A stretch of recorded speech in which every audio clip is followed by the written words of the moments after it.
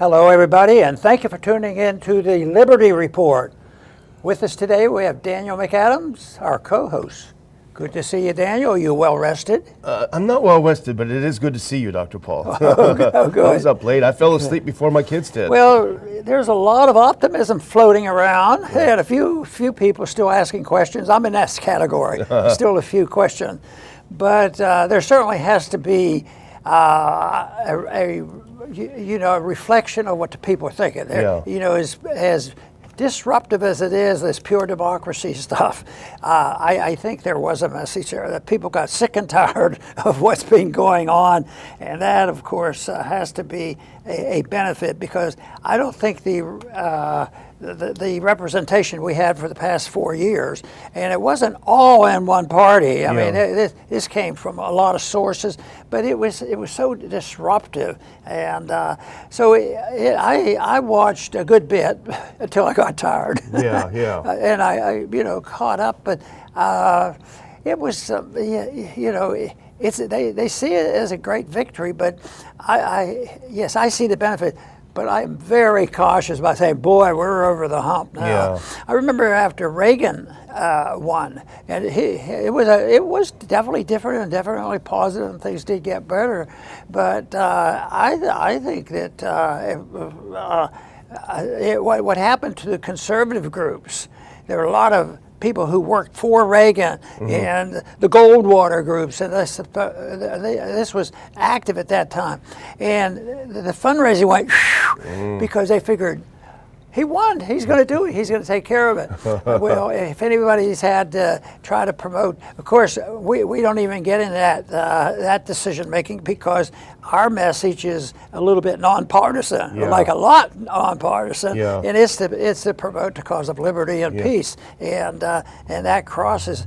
Sometimes we get frustrated because people who at times agreed with us. I'm talking about the progressive left. Then all of a sudden they drift off, and that might have been one of the reasons they didn't do as well this time, because they weren't there. And I think Trump, his rhetoric, he came across, I've never started a war, this sort of thing. He did, so sure. I think young people might have responded to that. So it was exciting. I'm glad that we at least have it, but I'm not very naive to say we're over the hump, because I did start by, when we were thinking about our program, I started making the list of the things. Well, why didn't you talk about this? Why didn't we change this? But we had a few things personally happening, because we had outreach from the Trump administration, the administration to be, to talk about, at least bring up the subject. So that was a little unusual. I don't know whether that means anything long term, but I felt that was significant, and that it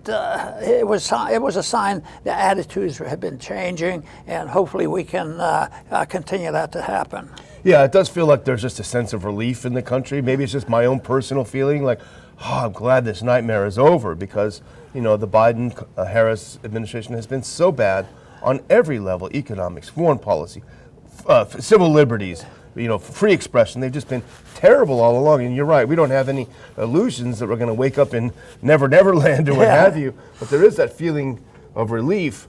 As to the fundraising part, I hope you're wrong on that, but I think people do need to support organizations that will keep their feet to the fire, even if you support, because otherwise it all goes downhill. But the other impression I had a feeling that the threat of unrest was overblown. I really sort of had a feeling that this would be a calm, going back to a normal night where you see who wins at the end of the evening, and that was the pleasant surprise for me. I thought it might happen, and I was glad to see it happen. I was glad to sit there, look at the numbers, and say, okay, I can go to bed. I'm not going to wake up tomorrow morning and Biden's going to be president again. I guess it would have been an overwhelming task for the losers to say, oh, Trump stole the votes. A little bit too many votes to have stolen. Exactly. But just think, in spite of all this, the way the system, but it's still a reflection of the last 4 years, that what Trump is still facing. how many charges are against him. Yeah. The possibility he could be sentenced in a week or so from that. So Crazy. it's sort of a mess. But my guess is that some of that's going to get cleaned up. Yeah, quickly. With that activity. Yeah. I don't know. I don't really watch cable news at all, and I don't really watch broadcast news at all. But, I wanted to do the old-fashioned way where you sit there and you watch, and, West Virginia's in, and all that. And I was kind of disappointed with the coverage. Maybe it was just me. Maybe it's because I haven't watched TV in a long time like that. But there didn't seem to be that feeling of, okay, let's cut to Montana and see who's winning there. There were a lot of people in there talking. There was a lot of, it really didn't feel like the old-fashioned coverage to me. Yeah, I had a little extra interest in Ohio and what was going on in that Senate race. But to tell you the truth, I don't know what the final result of Ohio was. Yeah. I got distracted from it. Yeah. But no, you're right. You're right. They picked up a seat. The Senate looks to be solidly Republican. Does that mean Brown or? Sherrod Brown lost. Yeah, Oh. He was remember him from the House. He was kind of a bad guy. He was not. So that's good. That'll help people who want to do good in the Senate. Yeah. We know some people in the Senate who want to do good things. There's a couple good ones, and we have a couple good ones in the House. That's right. So. I saw someone earlier posting Thomas Massey for Speaker of the House. Now that would be something. I don't know if anyone would want that job. No, the trouble is it's impossible. Yeah. You have to have somebody that doesn't have strong beliefs. Yeah. Well, Massey's smart. I think Massey knew from the very beginning what he wanted is his Rules Committee. 'Cause that's really where the power is, I think, in many ways. That is. And a lot of people don't realize that. I didn't realize it until I had experience with it. They can rewrite a bill, Totally. the whole thing. Every word. They can scratch everything except the enacting clause and start from scratch, even though they've worked on it maybe for 6 months. Strike everything after the introduction and add this in. Yeah. That's crazy how that works. But I'm glad to see he won. He was actually the first person who won because he even posted on Twitter. I should have put it up there, but because he ran unopposed, he said, "Well, I know that I won because I just finished voting and I voted for myself." And no one was running against me. But Kentucky was the first state, I think, to announce too. Yeah, I think so. Yeah. It was interesting. So Rand probably voted early. Yeah. Well, I had a couple clips just for fun, just to show kind of where our heads have been. It's been a great week for the show, and we're grateful that people that have watched us. And we haven't had a huge bump on Rumble. We had a huge bump on Twitter X, which makes us happy. So let's put a couple things on. Now, remember yesterday we did a warning show. Trump, please stay away from Pompeo. He's a bad dude. Put that one up. So here is what we said. This is the show itself, uploaded onto Twitter X, and I said Trump told Rogan what a mistake it was to hire John Bolton last time around, but he's in danger of making an even worse mistake with Mike Pompeo. Beware of the neocons, President Trump. And go to the next one. This is funny. We had an interesting response to this show that we put up. Elon Musk. He said, "I agree that we should not empower neocon warmongers." He replied to our show. And you said, "Thanks, Elon. I'm glad we agree. When the smoke clears, we'd love to have you on the Liberty Report." And to our real surprise, he said, "Sure." Do you think that was the real Elon Musk? It kind of seems like, unless someone hacked him. Wow, they'd be in trouble. That's pretty amazing. But that was fun, and it was a lot of fun. And in fact, even just doing the show and having him respond made the news. If you go to the next one, this was a tweet from Leading Report saying, "Breaking: Ron Paul tells Trump to be wary of neocons like Mike Pompeo, who are, quote, yet again infesting his cabinet and administration." That was pretty fun. And one final thing is the show itself. Go to the next one on Twitter that we put up, the neocon show, the Beware of Neocons. If you look down there in the bottom right, 3.1 million views of our show, Dr. Paul. I know that makes you happy. Yes, it's good. It surprises me. Yeah. I'm amazed when a crowd turns up, and I figure the message is getting out because I don't have any naive beliefs that I'm a magic person and I say turn them on and send them in. All I know is that when we see turnouts and support growing, that they're responding to the message. They're voting for the message.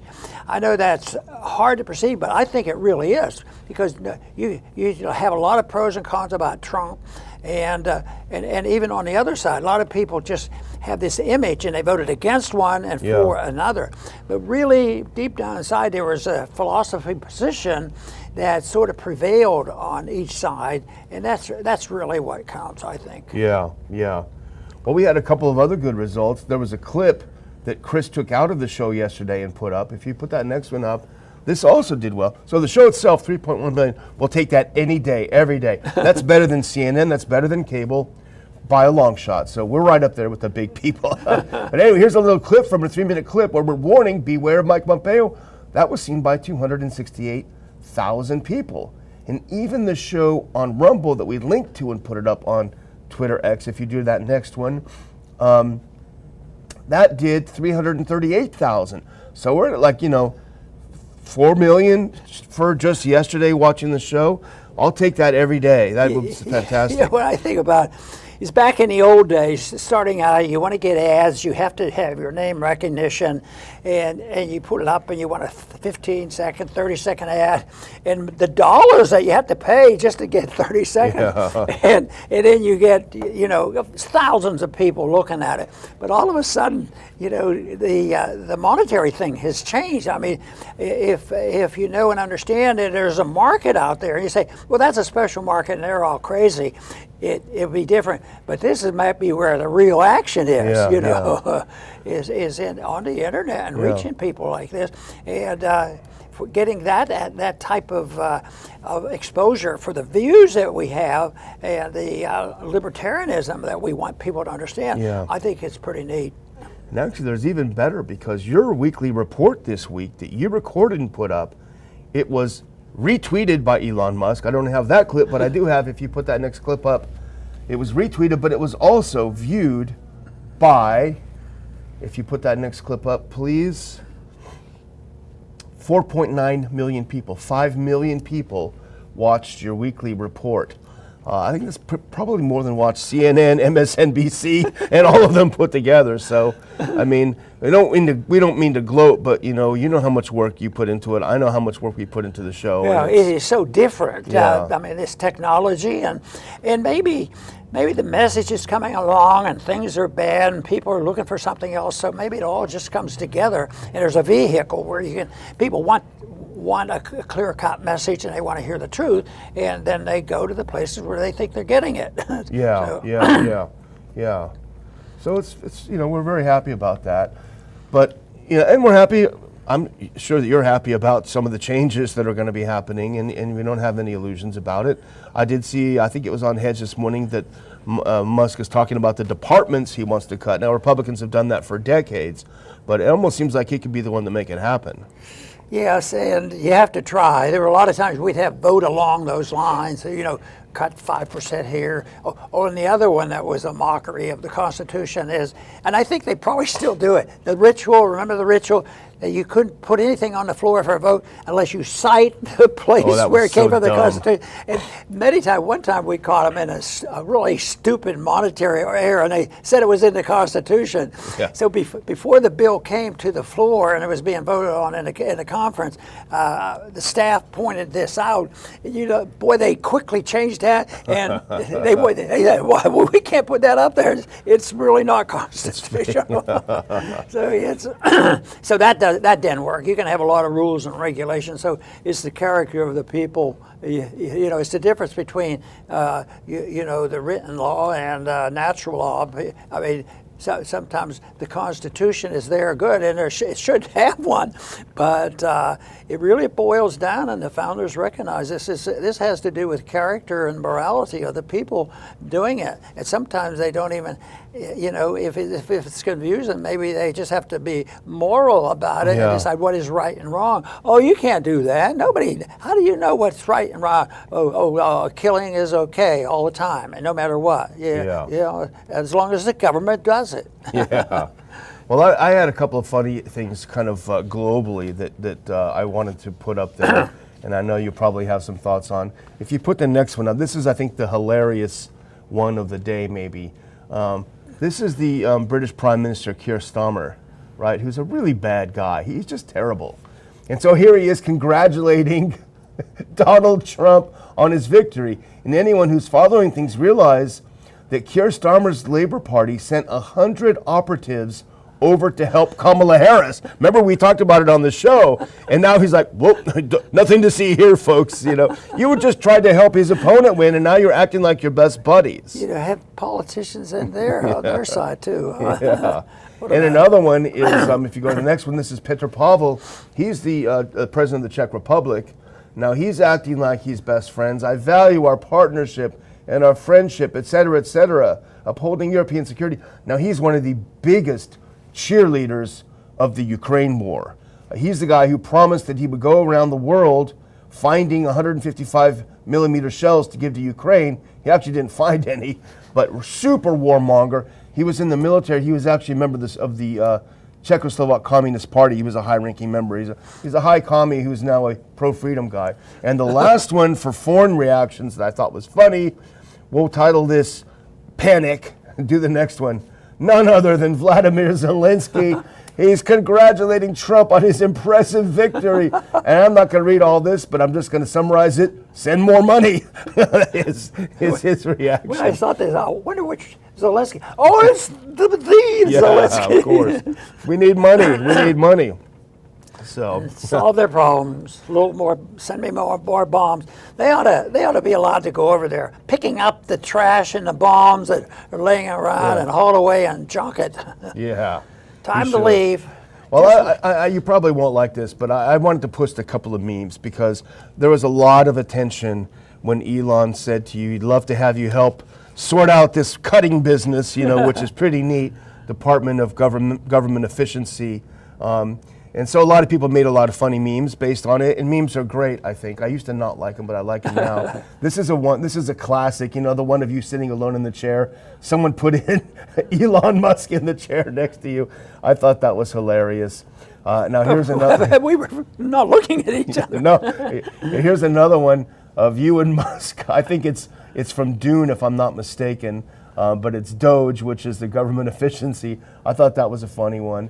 And then there's another one that I really like. It's the real fun begins now, and there's your face on the screen. So anyway, there's tons and tons of those out there. I just grabbed a couple of them before the show because we need to have a little bit of humor, I think. Well, and I think in a short period of time, all of a sudden, some of this stuff won't be very humorous. Yeah. You know, because it's not going to be easy to deal with $2 trillion worth of debt. Yeah. You know, and if the rules are understood correctly, the debt will be liquidated, and it's not done painlessly.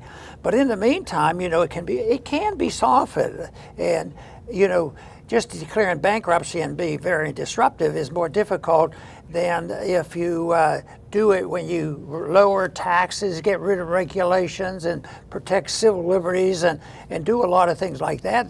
Then the people can recover and adapt to it a little bit better. So there are different ways of doing this, but unfortunately, when there's problems, you know, government increases. Just think of the tragedy of COVID. Yeah. That was just an excuse to spend more money Yeah. and support special interests and just take advantage of it. Yeah. So, one of the things I thought of in the morning when I got up, started reading Zero Hedge in a couple places, I saw the markets did a lot of stuff. I don't know much about it. I know you do. What is your take on the market reaction to the? well, I think early on, the markets were saying that Trump was going to win. Trump was going to win. Before the vote, And yeah. one was they were putting out this poll on Iowa, and the poll on Iowa said it's very, very close, and boy, all this going on. It's just a close race going on. I don't even think it was close, and there was nobody was campaigning there. Yeah. So that's why it was just basic lie by the reporters trying to say. But you know, why do they waste that energy? if they know that they have to do something because they're way behind, they think lying and fidgeting around is going to solve their problem. Yeah. So yes, there was you have to sort it out. And people want to try to hear the truth. That's why people are looking for pollsters that might have a reputation, and there aren't very many, because I don't think they know a lot of things. It's sort of a subjective things, and people are not going to tell you that. So there'll be somebody that hit everything on the nose and say, I knew everything was going on. But I think the sentiments generally were that not too many people were betting their money on Harris. Yeah, my son was watching the betting markets, and how, there was at some point last night where the betting for Trump was like 85 or 90 cents, so if you would get $1 back, so the margin of profit was really, really small. So that was interesting to watch. And I was talking to a businessman who's a supporter of ours this morning, and he was saying that orders have been way down, for them, and he feels now really optimistic that the economy is going to get back on track, and like you say, it's not going to be a magic wand, but there does seem to be that feeling of optimism. Yeah, and the real economy has been kept a secret. There's two economies out there, the people who are doing quite well and the ones that are suffering behind the scenes. But I think they were the ones that helped Trump. Yeah. Because Trump was mentioning that. And, no, I think it's definitely going to get better, but don't be overly optimistic about it. Well, we wanted to cover one story quickly in the time that we have left. Now, I messed up the order, it uploaded wrong. So if you skip the next one and go one ahead to where you can see kind of the title, this is Politico's take on the election. Now, of course, they're going to pour cold water on it. They're biased, we know that. But they run this article, Trump promised to get revenge. Here are his targets. And it sounds really scary. And if you go back one, which is technically going forward, they write, Donald Trump ran a campaign based on retribution. Now he's perfectly positioned to carry it out. Now, I would disagree with that with that characterization, but nevertheless, what is your take on this? Well, what dawned on me with this is that's really not the way to achieve justice. Yeah. If everything is motivated by, targeting them to get revenge, that makes things worse. Because the problems came up because they had no justice. Yeah. And so what we need is not revenge to solve the problem of lack of justice. We need justice to be replacing all that nonsense that was going on. And someday, well, it's starting to come out. I was going to say someday all the nonsense that was poured on Trump, it was to the point the Democrats never realized the more they did, the more popular it got, because the people know this is a bunch of baloney. They didn't believe any of it. 34 counts that he go to prison for life and all that thing. And people didn't. Yeah. So people do wake up. That's why I want to wake up people before they allow the people go to war. And Trump has said enough here that we should be able to keep an eye on that. Yeah, absolutely. But you're right. It's about justice, in a way, and they're making it sound like he's going to be coming after these people.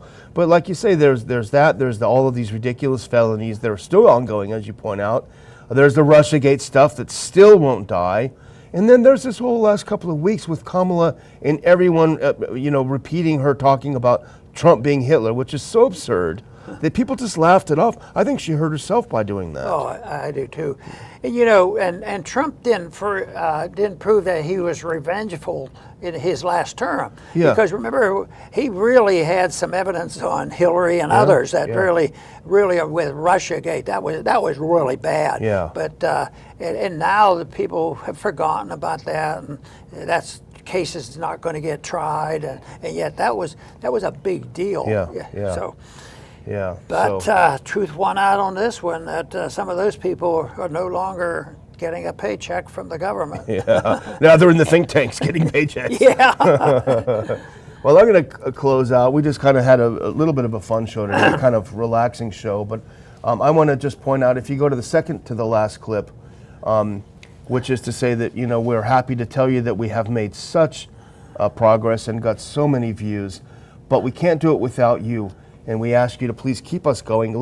Help us keep growing this message, especially in places like Twitter X that seem like they're not putting their boots on our necks as much as some of the other outlets are.